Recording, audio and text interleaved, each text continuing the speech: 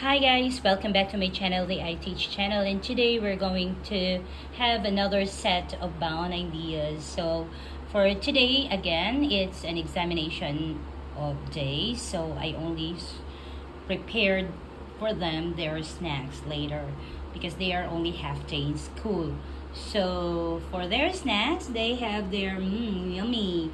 Actually, guys, this is a tuna carbonara, and I just put bacon fillings on it, and then they have their chicken balls.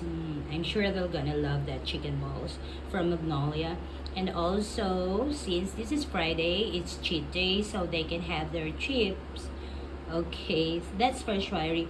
But for Schweitzel, we have carbonara. Of course, this is their favorite, the tuna carbonara with um, bacon toppings, and then also the chicken balls, and yeah, her favorite, Schweizel's favorite, the Hershey's cookies and cream chocolate.